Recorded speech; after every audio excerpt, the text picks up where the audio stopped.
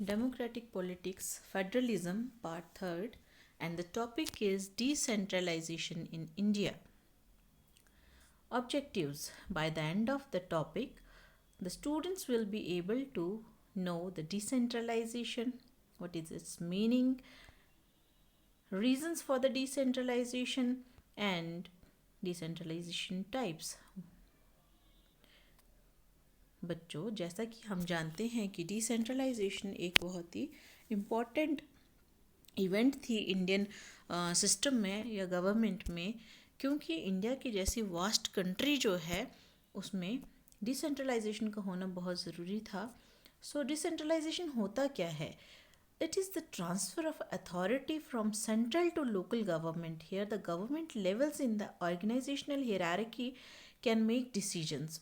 तो यहाँ पर क्या करते हैं कि हम एक लिटरल मीनिंग ले लेते हैं डिसेंट्रलाइजेशन का, कि डिसेंट्रलाइजेशन क्या चीज़ है. डिसेंट्रलाइजेशन जैसा कि वर्ड में लिखा हुआ है कि सेंट्रलाइजेशन जो है ये एक ऐसा सरकार है जो सेंटर चलाती है. तो डिसेंट्रलाइजेशन में हम क्या करते हैं कि सरकार के सेंटर से जो पावर्स हैं वो लेकर बाकी चीज़ों में डिस्ट्रीब्यूट कर देते हैं, बाकी लेवल्स में डिस्ट्रीब्यूट कर देते हैं, ताकि उसका जो लोड है, वर्क लोड जो है वो कम हो जाए. इसमें सबसे इम्पॉर्टेंट बात ये थी कि इंडिया में डिसेंट्रलाइजेशन तो हुई, बट उसमें बहुत सारी कमियां थी. उन कमियों को पूरा करने के लिए एक्ट ऑफ 1992 आया.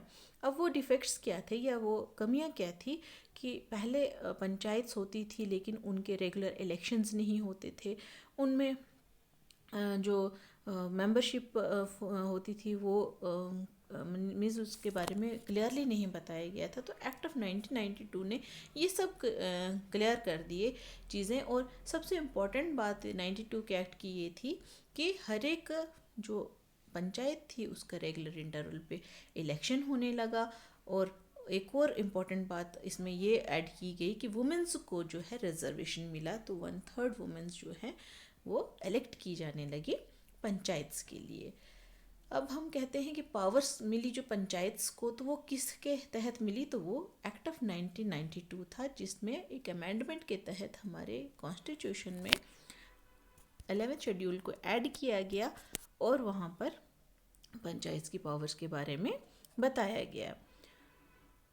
अब हम आगे बढ़ते हैं, जिसमें है हम ये जानते हैं कि डिसेंट्रलाइजेशन क्यों ज़रूरी है. तो डिसेंट्रलाइजेशन क्यों ज़रूरी है, इससे पहले हमें ये जानना है कि इसके ऑब्जेक्टिव्स क्या हैं और इसके फीचर्स क्या हैं, क्यों हमें इसको लाना चाहिए ऐसी कंट्री में. तो ऑब्जेक्टिव क्या रहता है डिसेंट्रलाइजेशन का? It relieves the burden of the work from the government. It strengthens the political impact.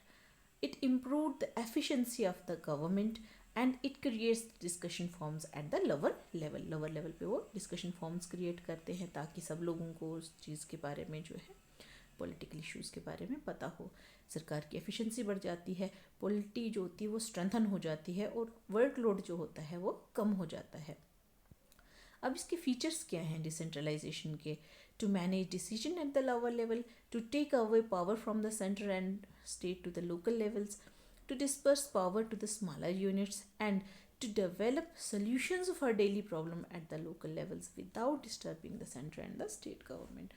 तो कुछ फीचर्स ऐसे हैं जो बहुत ज़रूरी थे, क्योंकि इंडिया बहुत वास्ट है, डाइवर्स है, तो हर एक जगह पहुंचना जो है सरकार के लिए इतना आसान नहीं है. तो जब लोकल लेवल पे सरकार बनती तो वहाँ के जो लोकल लोग हैं वो अपने प्रॉब्लम्स को बेहतर तरीके से सॉल्व कर सकते हैं और उनके पास बेहतर आइडियाज़ होते हैं उनको सॉल्व करने के लिए, क्योंकि वो अपनी ज़रूरतों को समझते. इसलिए डिसेंट्रलाइजेशन का होना जो है वो स्मॉलर यूनिट्स के लिए बहुत इंपॉर्टेंट था. इससे क्या होता, वर्कलोड जो है वो कम हो जाता और सरकार जो है वो बहुत अच्छे तरीके से चलती. Now coming to the next section, which type of decentralization is there in India? So we have two types of governments. जैसे हम कहते हैं कि दो तरह की सरकारें हमारे पास अभी लोकल सेल्फ गवर्नमेंट में है. तो वो क्या है? रूरल गवर्नमेंट है और अर्बन लोकल गवर्नमेंट है. रूरल लोकल गवर्नमेंट के अंडर हम पढ़ते हैं पंचायत, ग्राम समितिज़ और ज़िला परिषद, जबकि अर्बन में हम म्यूनसिपैलिटीज़ पढ़ते हैं, म्यूनसिपल कॉरपोरेशंस पढ़ते हैं.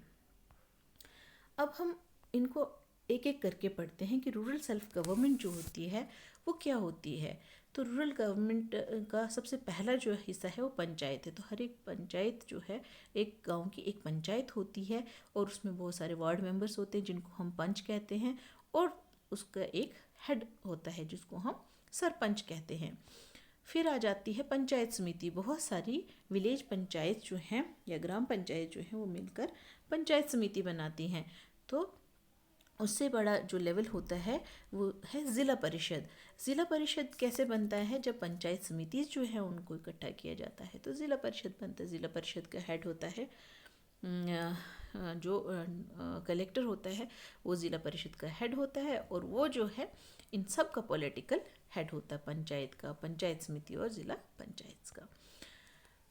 आगे बढ़ते हैं अर्बन लोकल गवर्नमेंट की तरफ। तो अर्बन लोकल गवर्नमेंट वो गवर्नमेंट होती है जो अर्बन एरियाज़ में होती है। Governance by the people at the urban level is done by nagar panchayat, municipalities and municipal corporation. Nagar panchayat जो होते हैं वो टाउन में होते हैं, और म्यूनसिपैलिटीज़ जो होती हैं ये सिटीज़ में रहती हैं, और म्यूनसिपल कॉरपोरेशंस जो होते हैं ये बहुत जो मेट्रोपॉलिटन सिटीज़ होती हैं, जैसे कि इंडिया बहुत बड़ी कंट्री है तो इसमें बहुत बड़ी बड़ी सिटीज़ हैं, जैसे बॉम्बे है, कलकत्ता है, दिल्ली है, तो ये मेट्रोपॉलिटन सिटीज़ में आ जाता है। तो यहाँ पर ये होते हैं नगर पंचायत, म्यूनसिपैलिटी और कॉरपोरेशंस के भी हेड होते हैं।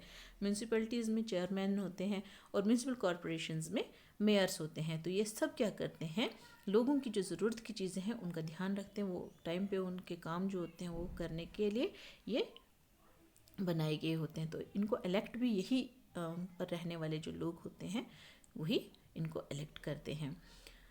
अब हम आगे बढ़ते हैं, तो आगे हम इसका ब्रीफ लेते हैं। एक ही हमने आज जो चीज़ पढ़ी उसमें क्या क्या चीज़ें पढ़ी। हमने इसमें ये पढ़ा कि डिसेंट्रलाइजेशन क्या होता है, उसका मीनिंग क्या है, उसके टाइप कैसे क्या होते हैं, और क्यों डिसेंट्रलाइजेशन की ज़रूरत है, पंचायत क्या है, म्यूनसिपैलिटीज़ क्या हैं, और किस तरह से ये काम करते हैं। सो in brief we have studied decentralization, its meaning, the type of decentralization, and why do we need it in our system and panchayats and municipalities. So thank you so much.